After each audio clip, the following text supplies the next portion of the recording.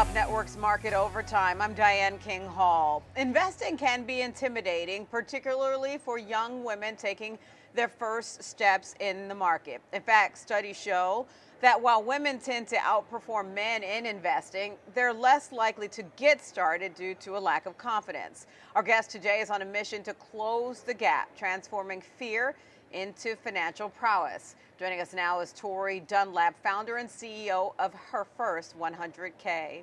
Tori, thank you so much for joining us today. Also, for people who don't know, Tori is an author and podcast host of Financial Feminist. So talk to us a little bit about your personal finance journey and what led you to both the book and the podcast of the same name. Thank you so much for having me. I believe that I was put on this earth to fight for women's financial rights. You gave the stats before around investing, but we know that there's so many barriers to women becoming financially stable and financially well. And I realized in my own life that when I had money, I had options and choices. And that was the feeling I wanted for every single woman on this planet. So I've helped over 5 million women be better with money, and we're not stopping anytime soon. All right. And you saved a big part of your story. And, when I first discovered you, this is like several years ago, pre-pandemic, you saved $100,000. I believe it was by the age of 25. Correct me if I'm wrong on that. That is quite the feat. So tell us about your journey to getting there and then what led you to what is essentially, to me, sounds like your calling. Yeah. Her first 100K was my own origin story. Like, the 100K was my goal. So I was attempting to save 100K at 25. And it wasn't really about the money. It wasn't about that 100K in the bank, although that was thrilling. It was, again, about the options and the choices it gave me. So I told myself when I hit that 100K, I would pursue entrepreneurship full time. Like, it was enough leeway where I felt like, okay, I had some money in the bank, I had momentum, I had money earning in the market for me. So if I couldn't contribute to my retirement for a while, I was okay. And that's the realization that I had is, again, I didn't have to stay in a situation that didn't respect me when I had money. I could travel, I could start a business, I could donate to causes I believed in. And so that 100K was my own, kickstart to financial freedom. And now at 30 years old, I'm a multimillionaire. I'm financially independent. And this is the best. It's the feeling and the experience that every woman deserves. And then tell me a little bit about, I know part of your story is you kind of had this soul-sucking job. You didn't use this terminology as far as I've heard or seen before, but that's the feeling I got when you would describe the job that you were in. How did you kind of both hold on to that job knowing that it was really kind of just a launching pad, and, what were the triggers to you in ending up becoming an entrepreneur? I mean, you got it right with soul sucking. I might have said that at some point too. I think that we all have this experience, whether it's in our 20s or later on in our careers, where we kind of go, is this all there is? Like, am I going to do this for the next 30, 40 years? Am I going to come into work every single day? And, plenty of people have it harder. But I just realized, I was like, this cannot be what I dreamt about. This cannot be the experience for the next 40 years of my life.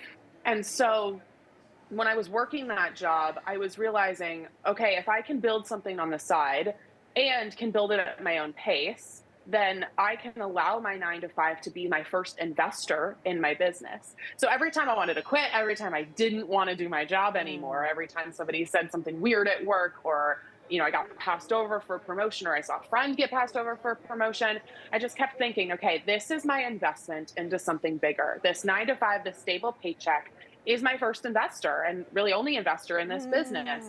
And also, I am learning how to not run a company. Like, every time I thought, oh my gosh, I'm learning nothing here, I'm like, no, I am. I'm learning what not to do. Here's how you don't show up as a leader. Here's how you don't operate an organization. So there was actually so much learning in my various jobs that I was really thankful for, because it made me a better entrepreneur when I was ready. I love the perspective that you took too, like to spin it positive, but also the takeaways on how you want to operate differently. But the positive spin being that seeing that company or that job as your first investor, essentially. I want to talk to you a little bit about, though, even earlier, you have parents who were proponents of financial education. So what are some of the things, the lessons that you learned from your parents? I am so lucky I had the financial education I did, and it's a massive privilege. We know that most kids are not taught how to money, right? And they're definitely not taught it in schools. And so if they don't have their family to teach them, they end up being set up, unfortunately, for a lot of financial hardship and a lot of, financial trauma. And I'm really thankful that my parents didn't grow up with a lot. And so they were really committed to making sure that I knew how to navigate money, how to not overspend on a credit Mm, card, and how to save if I wanted to buy something. yeah. So, a couple things my parents were so great at teaching me. The first is that they didn't just talk the talk, they walked the walk. So, they weren't telling me, Mm, hey, you need to be financially responsible and then going off and maxing their credit cards. Like, I saw them mm, be actively financially smart in not only their big decisions, but their day to day decisions. The second thing they did really well that I even bring into my work today is value based spending. We didn't go out to eat a lot when I was a kid. That was, it mhm, was like a birthday, Christmas kind of thing. But we went mm. on a family trip every year. And it was always explained to me, like, hey, we're not doing this so that we can do this. And I teach women this all the time. Like, you need to stop spending money on the things you don't really like so you can spend money on the things that you really, really love. And I think the third thing is that they were educating me about money throughout my life, depending on how old I was. So when I was in elementary school, it was a lot about, if you want something, you got to save for it. As I got into Mhm. high school, it was managing credit cards responsibly and understanding how to build your credit. And then when I got to college, right, it was how do we pay for one of the biggest and, costs of your entire life. So Yeah, I think that yeah. it's never too early and also never too late to start educating your kids about money. It just depends on the life stage they're in. I love that, both the never too early and never too late. And I've heard the Yeah. story that you also had an early introduction to being an entrepreneur with vending machines. Tell me a little bit about that. I love when you've done your research. Thank you so much. Yeah, so I owned vending machines, and you can actually see the little photo down there. It's kind of covered, but that's the Oh. day I sold my vending machines. So I had 15 by the time I graduated high school. I started the business at 9 years old. All the profits went to my college fund, and then after 11 years, on that day, I Mm. sold my business to a 10-year-old girl who also Oh, I happens to be love named that. Tori, because that's how this Oh. crazy world works. So now she has, built the business back up and has learned entrepreneurship. And I mean, I didn't do anything novel. I didn't, go on Shark Tank. I didn't invent anything, but I learned how Mhm. to run a business. I learned what profit and loss meant. I learned that I couldn't buy a new vending machine until I had money to do so. I learned, I was writing checks at 10 years old to go Mm. buy, the stuff to go in the vending machines, to go buy the hot tamales or whatever. So I was, again, very, very thankful. And I knew that wasn't normal. I knew that, being an entrepreneur that young Mhm. wasn't normal. But that financial education I kind of took for granted. I thought everybody knows not to overspend on credit cards, everybody knows how to save money. And then when I started, getting into college and beyond and having conversations with my female friends, I realized, oh, this is not normal at all. And that's why I feel so compelled to do the work that I do, is because that financial education is our best form of protest as women and allows us those options and choices. And I was so lucky to have that from my parents, this huge privilege of a financial education. And so I feel like with that privilege comes a responsibility.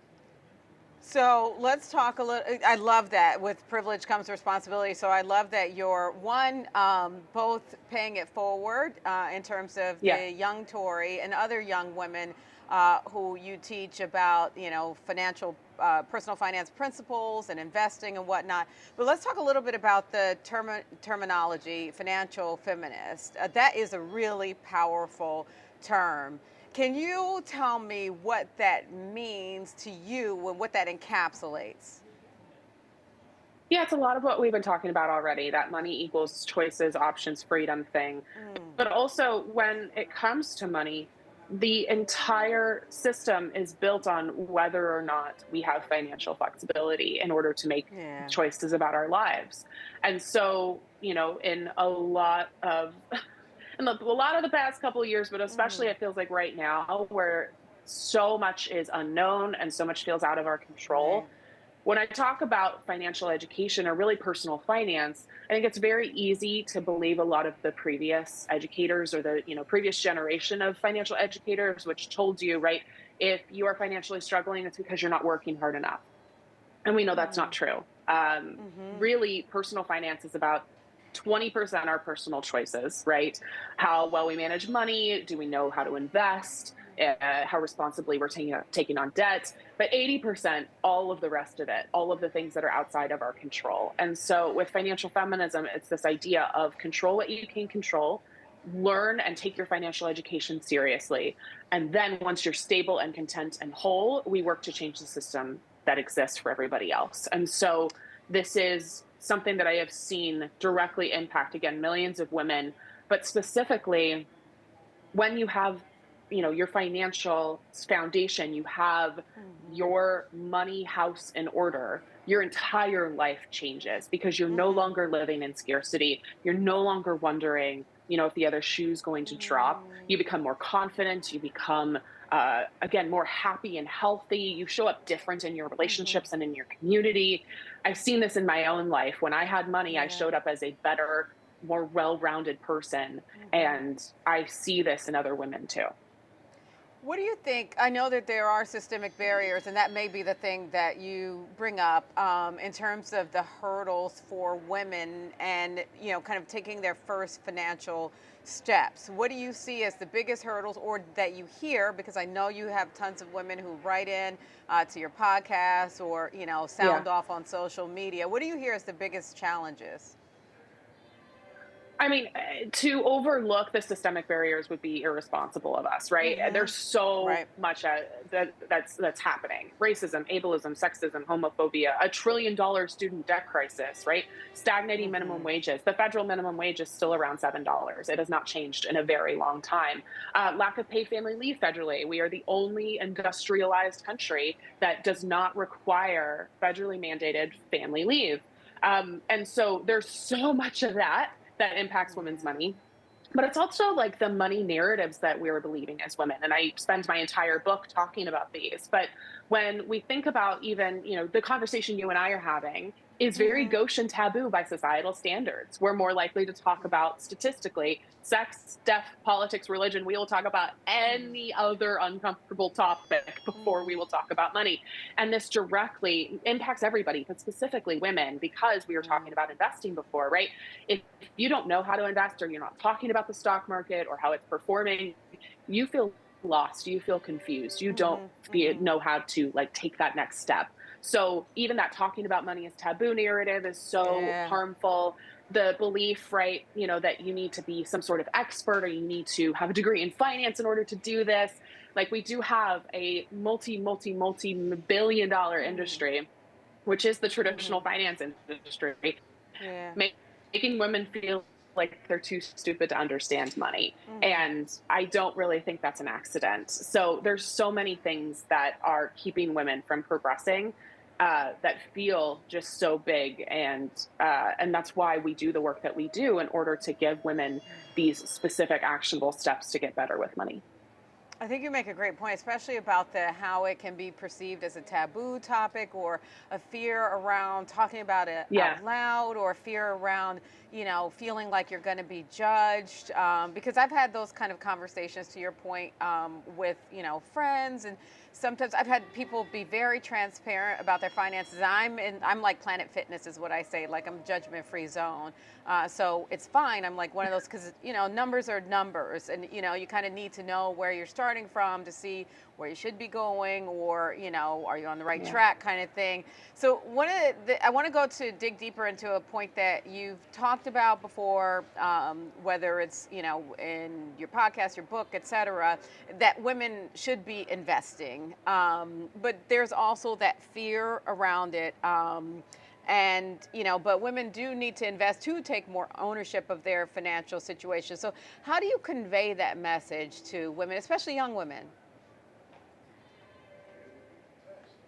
Yeah, even on the platform we're on right now, right? We're talking to, Schwab users in the network. Like, it can be very easy to think that, oh, I don't understand why women feel intimidated by this or scared by this, because this is the language you and I speak all the time, right? This is something that we are very used to. We're used to logging into the platform. We know where to go in order to trade. Like, it feels very second nature to us, but the vast majority of people, and specifically women, do not feel that way at all. And so actually fear and intimidation is the number one reason women are not investing. Feeling like they're afraid of losing money, they're afraid of making a mistake. It feels very high stakes, right? It feels like, oh my Hmm. gosh, this is my hard-earned money and I'm about to go into a platform that feels super confusing with a bunch of jargon Yeah. I don't understand and make a decision where everybody has told me that I could lose money, right? I saw somebody in 2008 and my uncle or my parents lose a bunch of money, right? Hmm. There's Hmm. so much fear here and analysis paralysis, right? This feeling of I need to learn everything I possibly need to know Yeah. before I make a decision because I'm so scared of making the wrong choice. So, what we teach women is one, that fear is normal. We have Hmm. a platform called Stock Market School where we teach women how to invest. And the first thing I say is like, if you walked in here scared and intimidated, let us know. And what happens is the chat just explodes. Every single woman who is there, the thousands of women we Hmm. teach, all feel the same way. And it feels like a communal experience. It's like, okay, good. It's not just me feeling this way. The second thing that we teach them is it's not really about picking the hot stock, right? And you and I know Hmm. this, and anybody Yep. watching knows this, but a lot of people think that investing is choosing the Microsoft before Microsoft blows up, right? Or choosing the Nvidia before Nvidia is even a thing, right? It's Right. somehow crystal balling the stock market. And I teach them about index funds. I teach them about well diversified investing that helps mitigate your risk. And this is the first time a lot of women had even heard the word index fund or that actually can Wow. define it at the end of our Hmm. time together. So it's through, small steps and also really empathetic Hmm. listening and understanding. We don't condescend them. We don't make them feel like Hmm. they're, stupid for asking simple Hmm. questions. Because just like if I walked into any space where I didn't know a lot, I'd have the same questions too. Yeah. And I think one of the things I tell women all the time is that money is a learned skill, just like Sure. learning a new language or learning how to play an instrument. Yet we somehow magically believe we should just be good with money. And if we're not good with money, we feel like we weren't born with the DNA Mm. trait that makes us good with money, right? Like I majored in communications and theater in college. Becoming a Hmm. financial educator was not part of my plan, Yeah. right? But I'm really good with money because I was taught, I learned, I took my financial education seriously. And so we really have to make sure that women understand, especially when it comes to investing. You weren't taught this. The fact that you don't know this is actually pretty normal. And you can do this It's a great yourself. You point. can invest on your own. That's a great point, especially the fact that it's learned like a language. I do feel like there is a language of money, especially because there's so Absolutely. much jargon. And for the longest time, I used to try to fight not to use, and I've been guilty of using jargon more because you're just speaking the language. You're around it. I'm at the stock exchange every day, but Right. it can feel confusing and almost like this mystical environment or whatever. And I think that is part of what can create this barrier for young women or, just a novice to any of this and feel like I don't even understand what they're talking about. But let's talk about one other thing that can be a difficult, not can be, is difficult for women, the gender wealth gap. You talk about this a lot. Yeah. As it stands now, um, we earn, women as a group earn 80, I believe it's 84 cents on the dollar compared to men. That's one of the challenges that women face. So, in Yeah. other words, we often need to be saving or investing more because two things. One, we're earning less on the dollar. And Yeah. two, we live longer. What are the things? I know there are things you teach. I know you've done a course before. I'm not sure if you're still doing that course on how women can fight the wage gap on their side. Yes, there are 100% systemic challenges. I know them. But what can women do to try to fight that themselves? I mean, you just painted the equation perfectly, right? So we're taking less money because of the wage gap. It's growing at a slower rate because women are either not investing at the same rates men are or waiting longer to invest. And then the thing that everybody seems to forget, which women are living 7 years longer on average. If I walked Mm-hmm. into a financial advisor's office, right? If I logged into Schwab and I talked to somebody at Schwab and I asked them, hey, I have a 7 year longer timeline than your average client, that's going to completely change how my money gets managed. That's going to completely change the decisions I make in my portfolio. So, this is what we have to think about and talk about and educate other financial educators about is you have to, when especially a woman walks into your office, you have to be making different decisions for her. than you would your average client. And your average client is probably a man. So that's one thing. I think at the individual level, always negotiate your salary. Negotiate your Yep. salary when you first walk into a job, especially because you have more leverage at that moment than you will ever have again.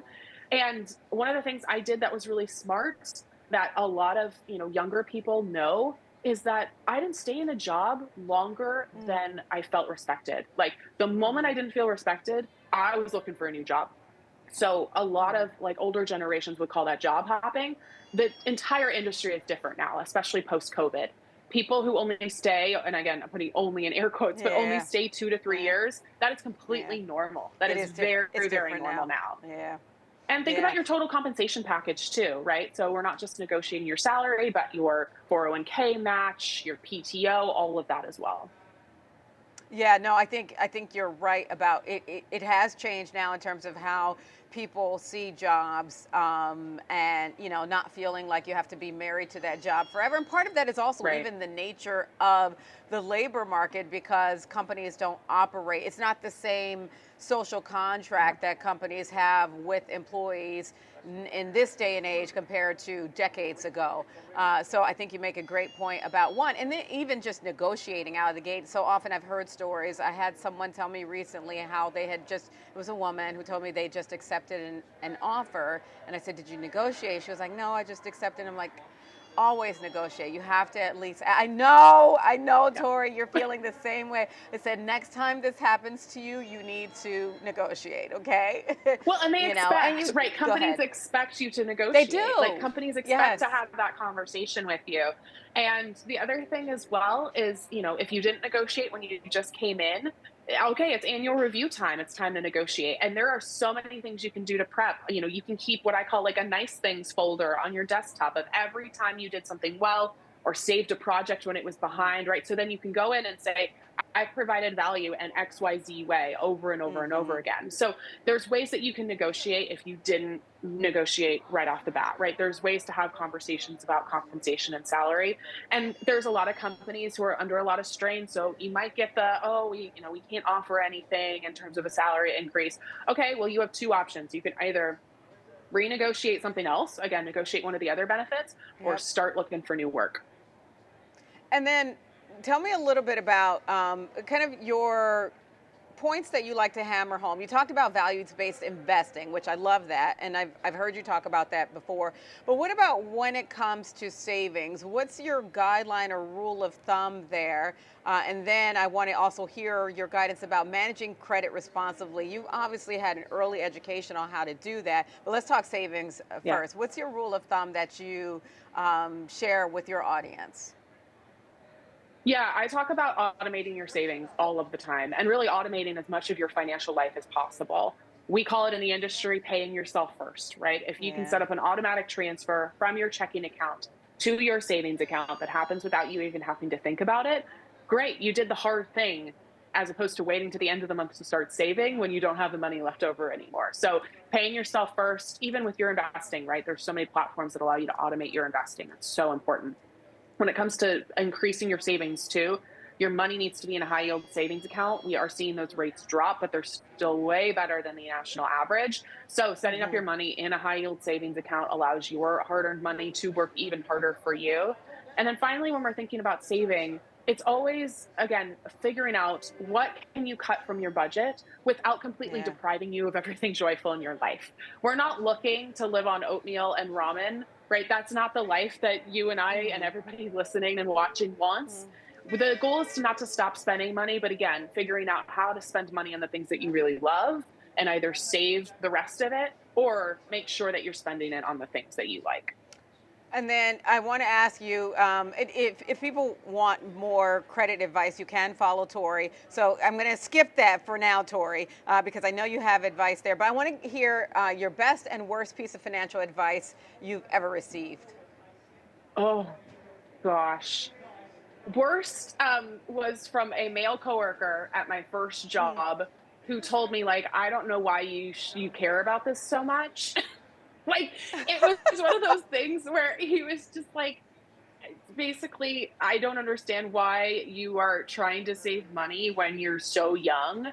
And I'm like, now I'm Wow. set up for my entire life. And again, I still traveled internationally. I still went out to eat. I lived in Seattle, a very expensive city. Hmm. Like there was, I wasn't doing an unhealthy amount of deprivation, but I look back on Right. that and I just laugh and giggle. There's a lot of pieces of financial advice that are horrible. I think the one that I also hate is that like you need to buy a house. I'm a multimillionaire who rents. And my well-meaning parents tried to get me to buy when I was 22, but I had to buy an hour outside the city where none of my friends were. That was the only place Yeah. I could afford. I didn't really like the place I was buying. It was very overwhelming. It did not fit the season of my life. And I think even the math now proves that renting in most major US cities is actually cheaper than purchasing. So at this point, that feels good to Mm. me. I think the best advice is viewing money as not this niche thing. It's not just about personal finance. Mm. It affects Mm. every single part of your life. It affects your ability to show up in your relationships. It affects how long you stay in a job for. It affects your ability to start a business. Like every part of your life gets better when you take your financial education seriously. And if there's one takeaway that I hope every single person, but especially any women watching, learn, it's that like you can show up as the best, baddest, fullest version of yourself when you have money. And the pursuit of money is not wrong. It's not greedy. It's not immoral. You want options. Of course you do. And I want women to have all of the options in the world. I love that. I love that. I have a zillion more questions. You and I could talk for hours, but we do have to leave it there for today. You can find Tori online, herfirst100k.com. Same handle on Instagram. She's all over social media, TikTok, etc. She offers bite-sized advice and bite-sized comments there, but she's also obviously got her Financial Feminist podcast as well, of course, her book as well. Thank you so much, Tori. Thank you, thank you, thank you. Our thanks to Tori Dunlap, founder and CEO of Her First 100K. That wraps up this episode of Market Overtime. If you haven't already done so, be sure to subscribe to Schwab Network's YouTube channel. I'm Diane King Hall. Thank you for watching.